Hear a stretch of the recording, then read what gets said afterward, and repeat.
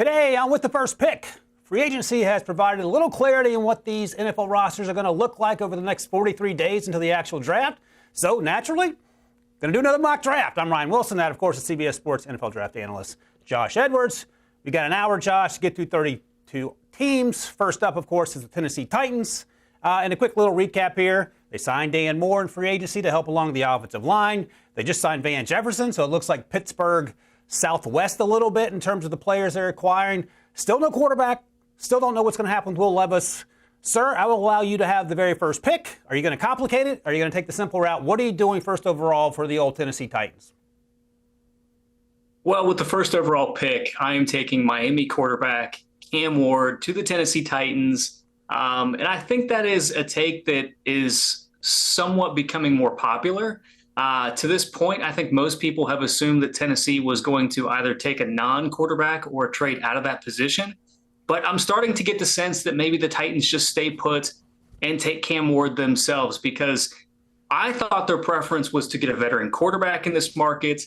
But when you look at free agency, the options that were available, you really had Sam Darnold, and that was about it if you wanted a player that could be your starting quarterback for more than a couple of years. So when Sam Darnold went to Seattle, your options kind of dry up. So you're facing this reality of either bringing Will Levis back or moving forward with a different quarterback. And I think the frustrations that we saw from Bill Callahan last year, or Brian Callahan last year rather, was enough to make me go in the direction of Cam Ward here.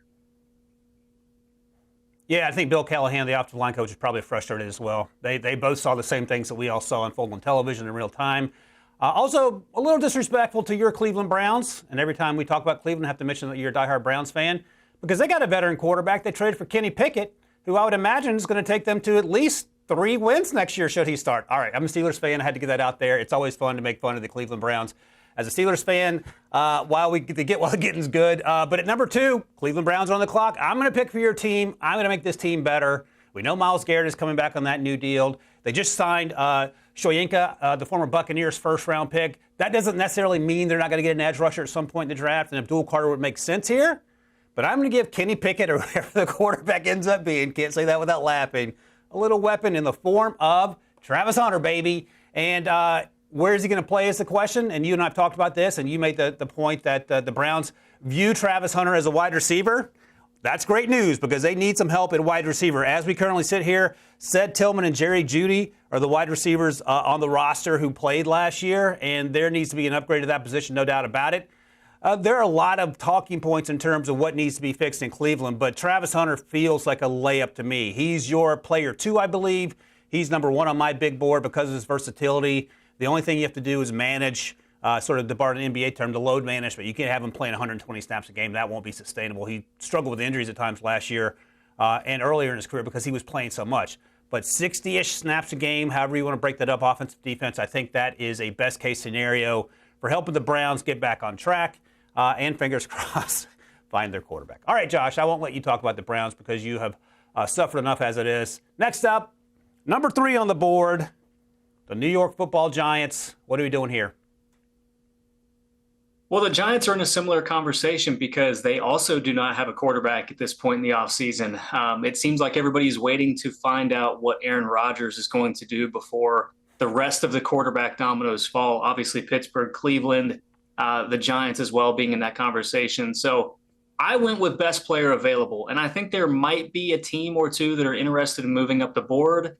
But I also wonder how much those teams are going to be willing to part with in order to facilitate a move. So I have them taking Abdul Carter, the pass rusher from Penn State, and I don't think it is their biggest need. They obviously have Brian Burns. They have Kayvon Thibodeau.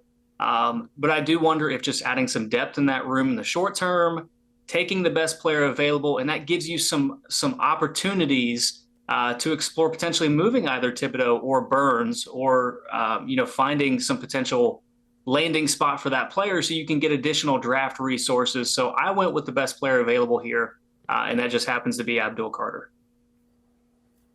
Yeah, he's a special player, and this, like the Travis Hunter pick, almost feels like a layup if you're a general manager trying to ensure that you have a job when you wake up in the morning. He's a fantastic player, and he's just sort of scratching the surface after moving from off-ball linebacker in 2023 to edge rush in 2024 and being absolutely dominant, even when he was banged up late in the season. Let's go to pick 4 here. The New England Patriots, a team that I identified as a winner through the first 2 days of the tampering period because they absolutely crushed it in terms of the players that they added, primarily on defense. They did get Morgan Moses on offense to help there. They got Mac Hollins on offense as a number 3 or number 4 wide receiver to help young quarterback Drake May. I'm going to keep doubling down until they get it right. This is a little too rich for me to perhaps get an offensive tackle, and they pick at pick 38, and there might be some wiggle room there in terms of who's available, or maybe trade up 8 or 9 spots if you want to circle back late in the first round. But I'm going with Tedero McMillan, the wide receiver out of Arizona. He is basically a long down the field guy who makes it look simple. You can throw 50-yard bombs all day, and they look like handoffs. He is that dominant. He's not going to consistently create separation down the field, but at 6'4" and change, he is open every time he runs a route because he is so big. Former volleyball player, contested catch is his game. And as we sit here, this is the wide receiver room in New England prior to T-Mac's arrival. Kayshon Boutte, Kendrick Bourne, Pop Douglas. They did draft Jalen Polk last year after trading down from taking Ladd McConkey, which I will talk about until the end of time. Tedero McMillan solves a lot of those problems for Drake May. They can continue to bolster the offensive line. I think this team has a chance to be good next year, Josh, and I think it starts obviously with Mike Vrabel and then Drake May, but they've made all the right steps so far. So get Drake May one more weapon and, keep building. Let's go here at number 5, the Jacksonville Jaguars. This almost feels like it's written in stone because every time we do these mock drafts, this player arrives in Jacksonville, and it feels like a layup. Who are you going with? I went with Michigan defensive tackle Mason Graham, and I think the only potential hiccup with this marriage coming to fruition is just how the league views Mason Graham. He's a little bit lighter. He's an incredibly productive player, high motor, somebody that has shown that he can, affect the opposing quarterback. So for me, that's why he is at this stage of the first round. But because we didn't really get to see a full workout from him at the NFL Combine, I do think that teams are going to go into that Michigan Pro Day with some open minds, just trying to see what kind of a ceiling he could have as a pass rusher at the next level. But for me, Mason Graham to Jacksonville has been a very popular link to this point in the process because they do need defensive tackle help. They've got Josh Hines-Allen. They've got Trayvon Walker on the edge. Now you throw in a player like Graham who is equally capable of applying a pass rush from the interior. I think Jacksonville suddenly has a strength along that front to where they can affect the opposing quarterback. Yeah, and an important thing to keep in mind, and you sort of touched on this, I'm going to keep bringing this up until we're through the draft, but we saw Kyle Hamilton, for example, run a really slow 40 time. We saw Brian Branch run a 4.58 40 time, and it affected their draft stock. Mason Graham wasn't built in the lab in terms of when he gets off the bus. He has perhaps not the perfect body you're looking for a defensive tackle, but all he does is make plays, and I think sometimes we try to overthink this thing. I don't care about his short arms. I don't care that he doesn't look like Adonis getting off the bus. I care the way he plays, and he was so he was so good, Josh, that people forgot Kenny Grant, who outweighs him by 35 pounds, was playing next to him for the last few years. So I love that pick, and I think now that Trent Baalke's no longer in Jacksonville, you don't have to worry about the height, weight, speed measurements so much, and you just get good football players and go from there. Speaking of good football players, let's get a little saucy here at number 6. The Raiders have Geno Smith. Love it. 3rd-round pick. Can't beat that. Pete Carroll's back in the fold. Love that as well. It feels like the Raiders are turning a corner here. They need a wide receiver. Ted McMillan's off the board here. So I'm going to get crazy. I'm taking Ashton Jeanty. Ted McMillan's 6'4". Ashton Jeanty's probably 10 inches shorter. Don't care. He is every bit as good as Bijan Robinson, who went 8th overall a few years ago, or Jahmyr Gibbs, who went 12th overall a few years ago. I think he is so incredibly disruptive as a running back.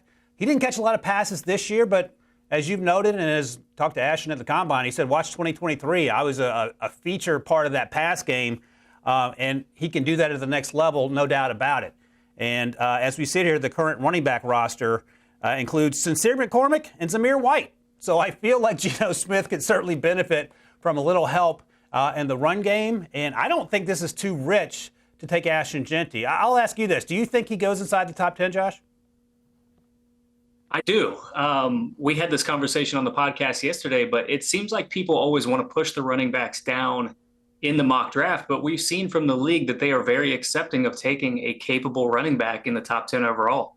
Bijan Robinson, of course, was taken number 8 overall. And Jahmyr Gibbs, who most people we're not even sure if he was going to be taken in the first round, ended up going number 12 overall. So there's definitely more acceptance to that idea than maybe what people casually viewing the draft from the outside would believe.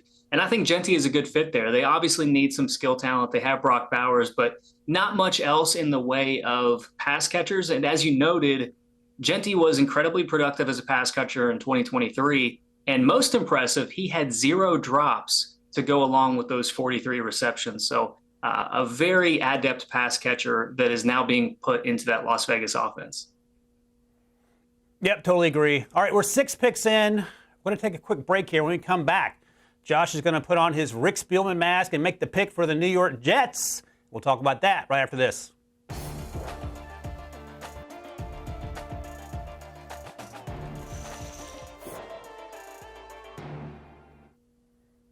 Welcome back to With the First Pick.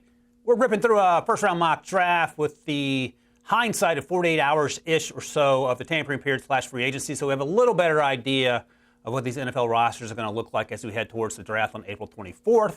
I'm Ryan Wilson. That's Josh Edwards. Josh, Mr. Spielman, what are you doing for the New York Jets at pick 7? Well, I'm going to address what they did last draft, taking Olu Fashanu in the first round. He played left tackle at Penn State, played right tackle at times for the Jets this past season. He's going to be my left tackle of the future because I'm taking Armand Membu, the offensive tackle from Missouri, here to be my long-term right tackle, which is the position that he played in college. So you're putting both of those young players at their natural positions, allow them to grow together and feel comfortable with that offensive line. Obviously, we still have to figure out the quarterback position long-term. They signed Justin Fields in free agency. But if we can ensure that the protection is good enough to allow whichever player is under center to be the best version of themselves, that's going to allow for more thorough, accurate evaluations of the quarterback position in the Big Apple. So for me, I'm going to address the pass protection so we can figure out this quarterback position as well. And that's why I went with Membu here. Love it. You can never have enough offensive tackles. You can never have enough edge rushers. By the way, worth noting, Shedeur Sanders is still on the board, so the Jets pass on him here at 6. Also, a little fun fact, April 4th, Shedeur Sanders is going to have a pro day, and I'm pretty sure he's going to throw because it feels like, you and I have talked about this on the podcast prior, the gap between him and Cam Ward is widening, and he probably would like to change that. So we'll see what happens in a few weeks at his pro day. But for right now, you get Membu, one of my favorite players in this draft class, to bookend Fashanu, last year's first-round pick. Love it for the Jets. Next up, Carolina Panthers. And I mentioned that you can never have enough offensive tackles, never have enough edge rushers either. And that's why I have the Carolina Panthers taking Marshall's Mike Green, super souped-up edge rusher, 6'4" and change, about 245, 250 is what he played at. And he reminds me a lot of Will Anderson in terms of his get-off, his hair-on-fire approach to rushing the passer. And he goes hard for 60 snaps a game. He's a pretty quiet kid. We talked to him at the Senior Bowl. He's laser-focused on football. And I think he's an easy evaluation. And there could be some off-field things, and he addressed them at the Combine. We'll see how that unfolds. I talked to a couple teams that didn't seem worried about it at the time. We'll see if any more information comes to light in that sense. But in terms of strictly football-related, he's one of the best players in this class. He feels like a top 10-ish pick. And should he go here after the Panthers moved on from Brian Burns, and they're trying to revamp that defense with some of their moves so far this offseason, I think that makes a ton of sense. All right, number 9. You're the New Orleans Saints, Josh. What are you doing there? I'm taking Michigan cornerback Will Johnson Jr. They traded Marshawn Lattimore last offseason, or midseason rather. Paulson Adebo signed elsewhere this offseason, so they have a need at the position. I could have gone wide receiver here. I could have gone offensive line. I could have gone in a number of different directions. But to me, Will Johnson Jr. is one of the best players in this draft class. Coming out of the 2023 season, I thought he was a Patrick Surtain level of a player. And then 2024, he was dealing with some nagging injuries, was gambling more in coverage, and I don't think we saw the best version of him this past season. So if he comes out, I think it was April 4th, he's going to have a private workout with NFL teams. If he comes out April 4th and runs a 4.4 in the 40-yard dash, I think that's going to be more than enough top-end speed for teams to feel comfortable with him as a top 10 pick yet again. Kyle Hamilton, Brian Branch, we've been through this. Will Johnson is a fantastic football player. He just banged up this year. I'm with you on that. And I know you like him a little bit more than most people, but there's no denying what he did in 2023. And again, to your point, if he runs a 4.45, we will have wasted a lot of time talking about whether he was fast or not. All right, next up, pick number 10, Chicago Bears on the clock. And they made some moves in free agency to bolster the defensive line and the edge rush position. Grady Jarrett, Odiingbo they added as well. I'm going to keep going down that road. Last year there was some conversation with that top 10 pick whether they would help Montez Sweat and bookend him with another edge rusher. They got Rome Odunze, who I think is going to be a really good football player, the wide receiver out of Washington. This time around, Shamar Stewart, 285, 290, depending on the day you weigh him. Ran a sub 4.6 at the combine. He was mad. He thought he was going to run the 4.4s. He is insanely athletic. The production wasn't necessarily there at Texas A&M last year. I am not concerned about that. He is a more souped-up version of Darius Robinson, the first-round pick out of Missouri a year ago, who went to the Arizona Cardinals. And I think with someone like Montez Sweat on the opposite end of him, he's going to get a lot of one-on-one opportunities. He's going to win a lot of those one-on-one opportunities. And this Bears team is coming together. Ryan Poles is making it happen. So we'll see how that unfolds once the season gets here. But I think they're off to a great start. And they add an edge rusher here with this top 10 pick. All right, Josh, let's go to pick number 11. 49ers, who have virtually moved on from everyone except for Brandon Ayuk, and that's only a matter of time. How are you making this football team better with one pick? I don't think that's possible because of the changes that we've seen from that organization this offseason.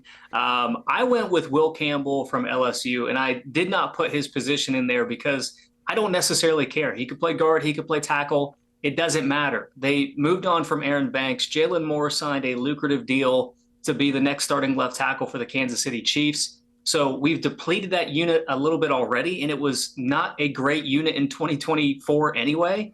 And I'm a little bit concerned that Trent Williams may retire in a year or two. So we could be in a situation where in a couple of years' time, we're needing to replace 2 or 3 starting offensive linemen. So I'm going to get a jump on that situation right now by taking Campbell, who I think can absolutely play offensive tackle, but if necessary, he could be an all-pro offensive guard as well. I think, again, another example of a guy who doesn't fit the height, weight, speed measurement every team is looking for. He's going to have shortish arms, sub 34-inch arms. Don't care. Just watch him play. It's not complicated. All right, next up, pick 12, Dallas Cowboys. So Ashton Jeanty's gone. He's a famous landing spot or popular landing spot for the Dallas Cowboys. Ted McMillan, another popular landing spot at wide receiver, is also off the board. I'm going to go to the other side of the ball. Their defense was a mess for most of last season. They need some depth in the secondary, especially at nickelback. And maybe this is a little rich for some people. I think this is one of the best players in this draft class. Texas corner / slot, Jahdae Barron, ran a 4.39 at the combine. He plays absolutely that fast. And he reminds me a lot of Brian Branch in terms of his college tape because he is everywhere. We talked to him at the combine. He is one of the smartest kids you will talk to inside or outside of football.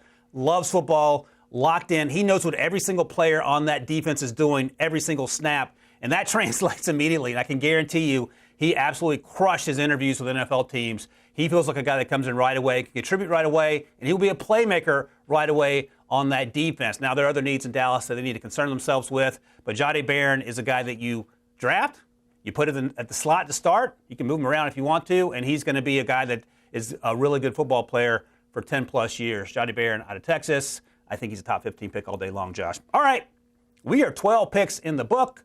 We're going to take another break, and when we come back, Josh is picking for the Dolphins, and another player that I absolutely love. I love a lot of guys, Josh. And we'll talk about who that player is going to Miami right after this.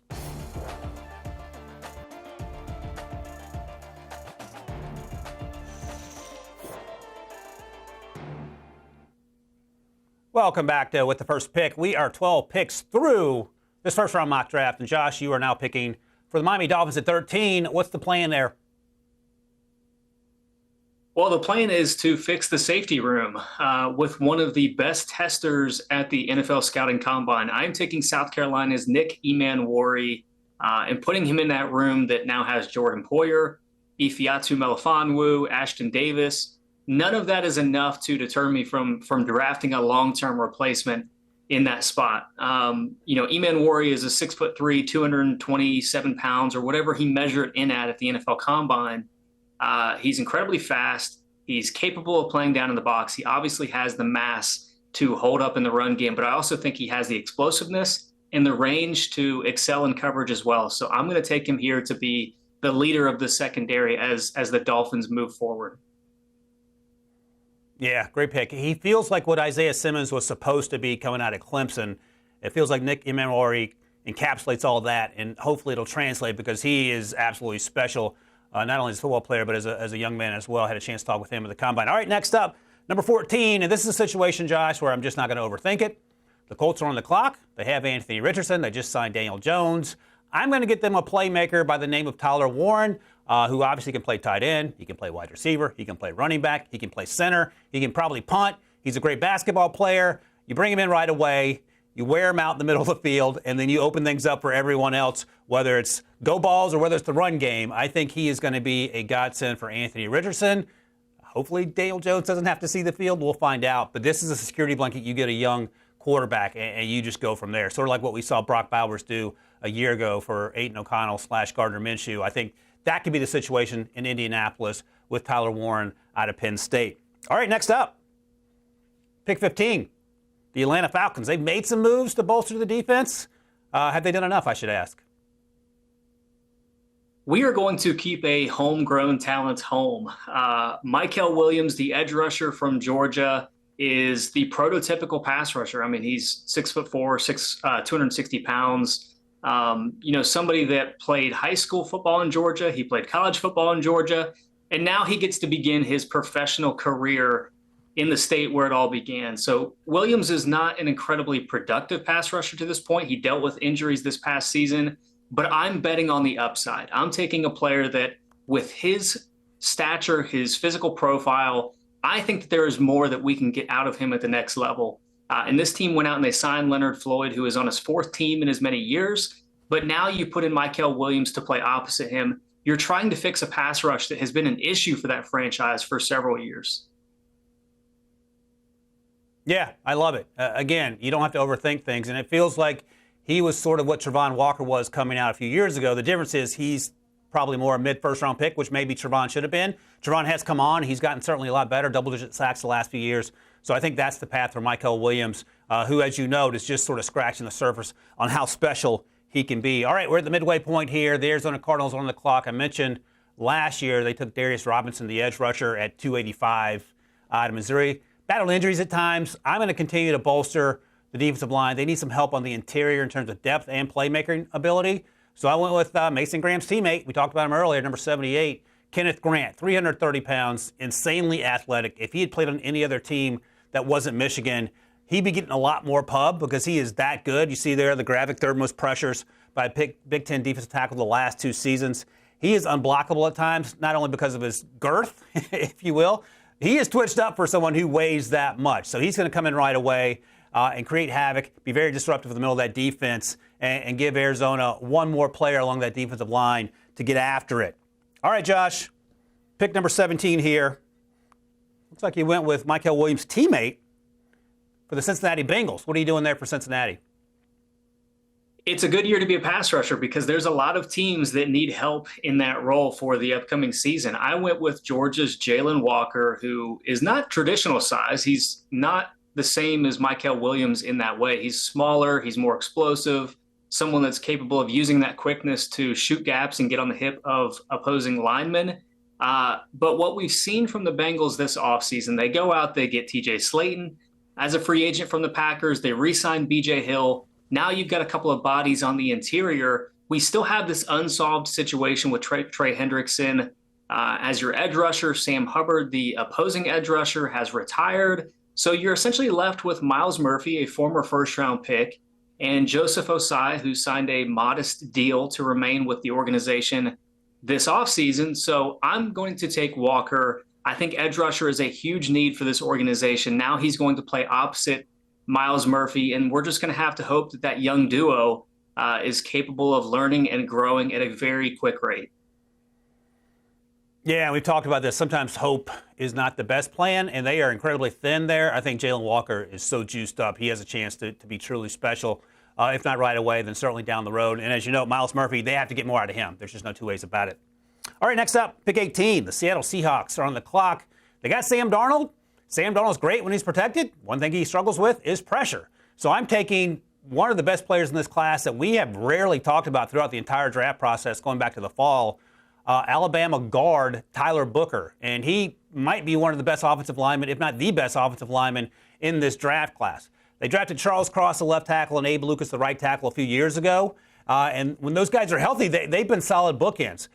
In terms of the interior, Tyler Booker is an earth mover. He is insane against the run, but he's also really good in pass protection. He's a day one starter. You come in right away, and you are moving heaven and earth in the run game, and you're protecting Sam Darnold in the pass game. All things that I think John Schneider could get behind as the general manager. So I'm taking Tyler Booker here. And you know what? He could end up going a little higher than this, and it would not surprise me here at pick 18. I don't care that he plays guard. He is that good and that much of a difference maker along the offensive line. All right, Josh, let's take another quick break here. When we come back, pick 19 in the Tampa Bay Buccaneers. We'll see what you have to say about that right after the break.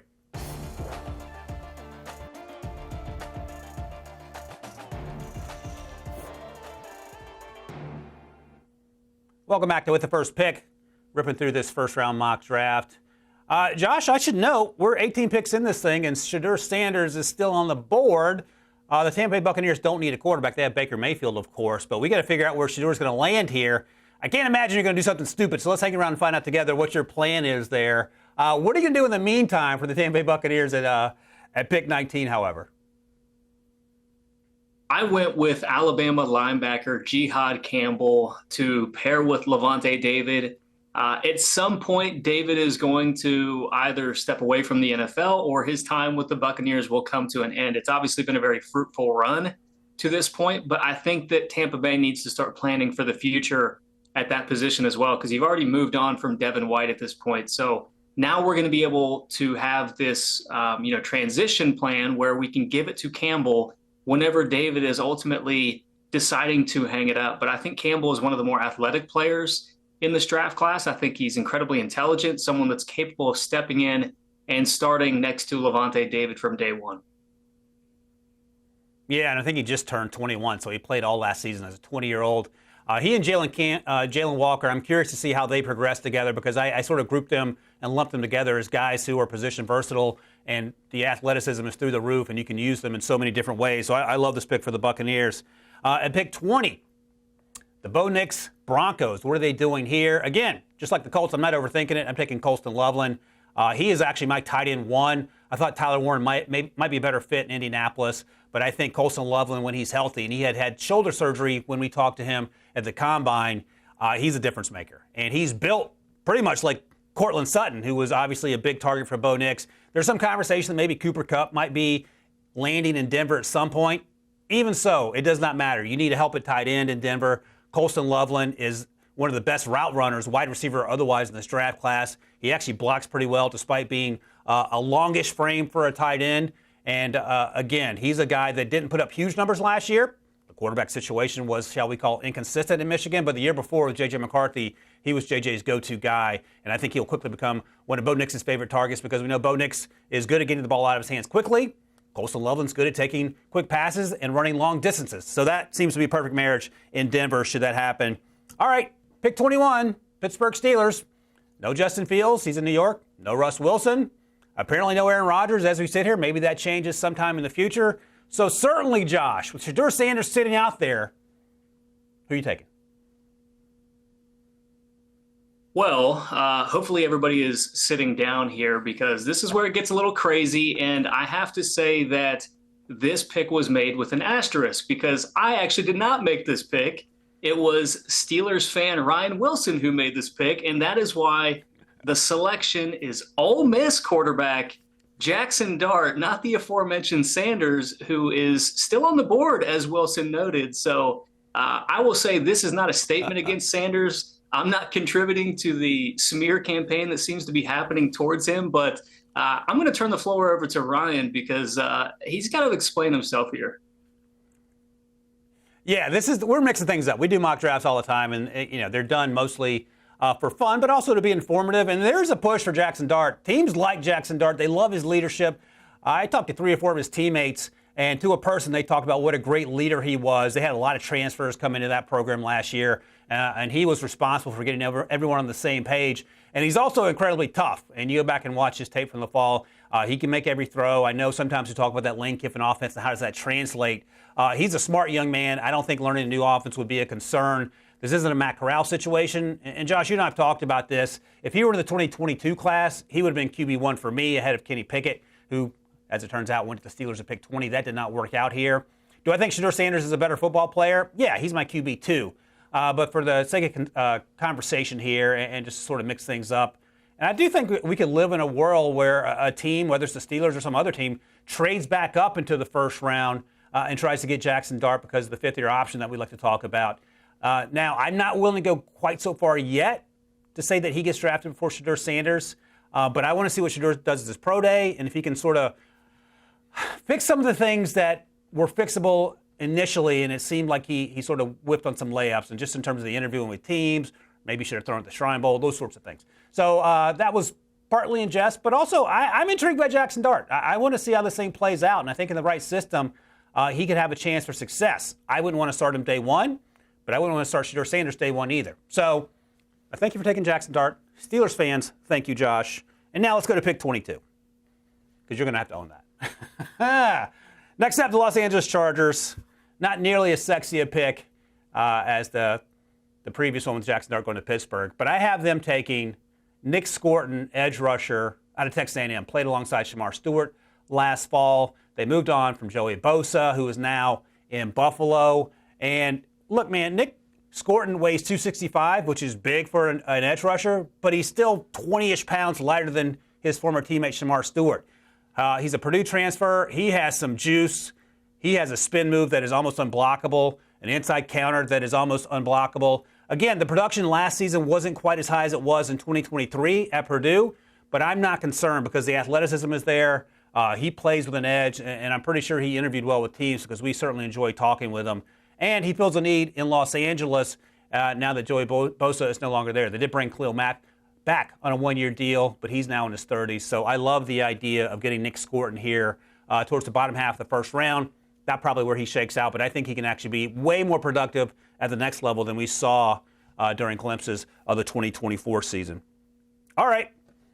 Man, speaking of a juiced-up, productive player, let's go to Green Bay at pick 23. What are you doing there, Josh?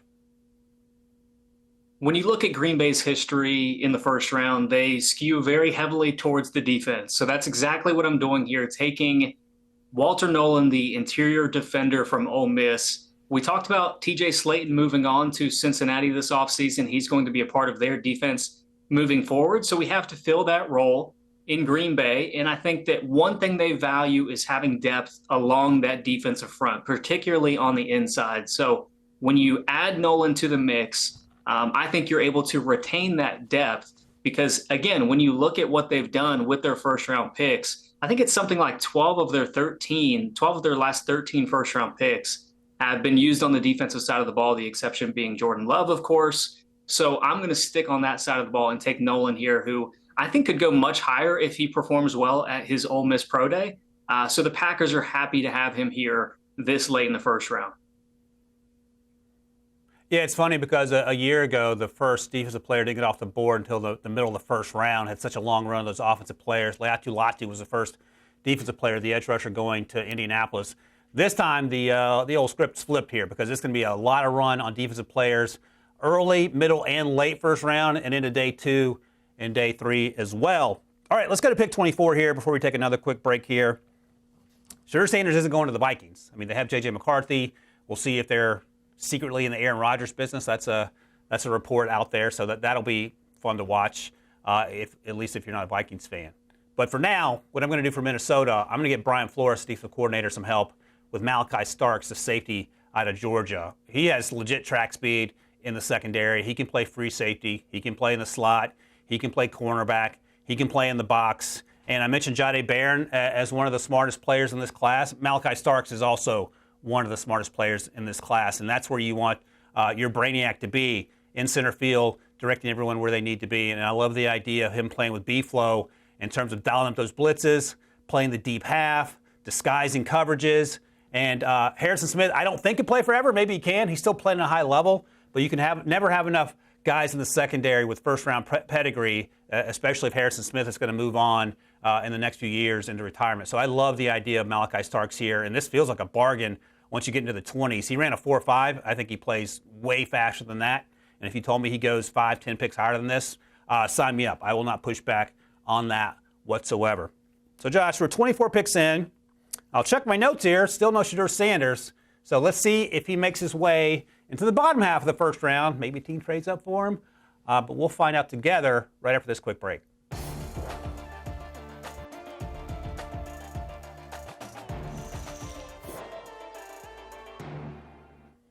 All right, 8 picks to go in this with the first round mock draft. And Josh, as I mentioned, 24 picks in, no Shedeur Sanders. Next up, the Houston Texans, and they have been busy little beavers through the first 2 days of tampering/free agency. They traded for C.J. Gardner-Johnson. They traded for Christian Kirk. They've also traded 2 of their offensive linemen, Laramie Tunsil and Kenyon Green. So what are you doing here at 25 for C.J. Stroud? Houston actually made it pretty easy for me over the past couple of days because moving on from Laramie Tunsil, moving on from Shaq Mason, a couple of starters on an offensive line that was already disappointing from a year ago, I think you have to fill those roles very quickly because otherwise C.J. Stroud is not going to bounce back in 2025 to what we had seen from him in 2023. So I am taking Kelvin Banks Jr., who is still on the board here, the left tackle from Texas. Some people feel that he could move inside at the next level. But for me personally, with a clear need at the left tackle position, I'm going to give him every opportunity to win that starting job. And if it doesn't work out, I can move him inside to guard because that's a need for this organization as well. So I think Houston, has made a very easy decision for me here in the late first round. And I think getting Banks at this point is honestly good value for them as well. Yeah, it feels like great value. And he is my offensive tackle 1. He probably would have been OT 4 or 5 had he come out in last year's class. But I think he has huge upside, great athlete, and I think he's a tackle to begin with, and then we figure it out. Because if you just watch that Michigan tape where they have a bunch of dudes on Michigan's defense, he, along with the rest of his Texas teammates, were absolutely dominant that afternoon in Ann Arbor. All right, pick 26, the Los Angeles Rams are on the clock. Let's do it. Shedeur Sanders, come on down. You're going to L.A., and this feels like a great fit for a number of reasons. If you want to be in a big market, L.A. is the place to be. You could certainly bring some glitz and glamour to a Rams team that already has plenty of that. Matthew Stafford is not going to play forever, and behind him they have Jimmy G and Stetson Bennett. And, oh, by the way, they have Sean McVay, who seems to enjoy challenging himself and finding ways to win football games in new and exciting ways. So, yes, Shedeur Sanders slips here to 26. But, Josh, I would remind you, another quarterback slipped into the 20s back in 2005. His name was Aaron Rodgers. He's going to be a first-ballot Hall of Famer. So sometimes these things work out for a reason. You're not going to a terrible franchise. You're going to an established team with a great coach and a great offensive philosophy. Maybe you're missing a few of the players. Cooper Kupp's not going to be there. But you do have Devontae Adams. You do have Puka Nacua. You're going to have a great running game. And I think this could be a fantastic fit. So I'll ask you, grade the pick, Shedeur Sanders to the Rams. Oh, I think it's an A. I'm curious where the Rams feel that they are in their own roster construction process. If they are all in on winning a Super Bowl this upcoming season, or if they have an eye towards the future. Because using a first-round pick obviously signals that they are thinking about the future. But what we've seen and heard from Stafford this offseason is essentially that, the Rams were willing to move on from him at one point. And it seemed like they were kind of being held hostage at one point. So now you kind of take that situation into your own hands and you've got a quarterback of the future. So whenever Stafford does elect to hang up the cleats, you already have someone that can take over the reins for this very young franchise. Yeah, and then we can have the conversation 5 years from now, whether Jackson Dart or Shedeur Sanders is the better quarterback and whether the Steelers whipped on another QB. Maybe they should have kept Cleveland Browns Kenny Pickett, but we can talk about that on another podcast. All right, next up, pick 27. You're the Baltimore Ravens. What are you doing, sir? I went with Tennessee edge rusher James Pierce Jr. You would be hard-pressed to find a more productive pass rusher over the last couple of years. And Baltimore leaned very heavily on veteran Kyle Van Noy this past season to supplement its pass rush. Van Noy is not a long-term fit for that organization, so I think you do need to identify some players that can be staples of your defense for the next several years. You've got Nnamdi Madubuike, of course, as your interior defensive tackle. You've got Roquan Smith. Now let's go get Pierce, who is one of the more explosive pass rushers in this draft class. He's got good size. There are some off-field murmurs that, need to be addressed. But if I were to target one organization that has the veteran leadership, the infrastructure to handle those types of questions, it would be a team like Baltimore. So I think you get a player like this who is talented enough to go much sooner in this draft. I think it's a win-win for both parties, and Pierce could be somebody that benefits greatly, 2 or 3 years into his career. Yeah, if he ends up being cleaner than perhaps we thought off the field, he could go 10, 15 picks higher. He's 247, ran a 4.47, and he plays with the strength and power of someone who weighs 10 to 15 pounds more than that. So we'll see how that sorts itself out. All right, we've got a few minutes left here, Josh. So I will give you a pick 28, the Detroit Lions. I've been known to fall in love with a lot of these players. I'm taking Gray Zabel, another guy that I absolutely love as a football player. Left tackle at North Dakota State.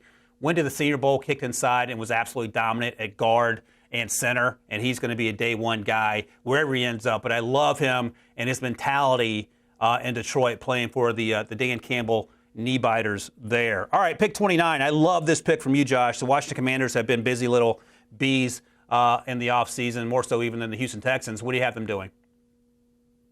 I went with North Carolina running back Amari Hampton. So we have 2 running backs off the board here in the first round. And I will say that every time I go on a Washington radio hit, I'm always asked about the running backs. They ask about Chris Rodriguez. They ask about Brian Robinson, if they need to get a compliment to those 2 players. And the solution is simple. You just go out and you get a player like Hampton who doesn't need a compliment. He's got the size to be a feature back in the NFL, somebody that was incredibly explosive at the NFL scouting combine. You give Jaden Daniels a player that is going to be able to take some of the pressure off of him and accelerate that championship window. Yep, no, I love it. All right, next up, pick 30. And I've had this player going to the Buffalo Bills for some time now. Texas wide receiver Matthew Golden. Reminds me a lot of Jordan Addison.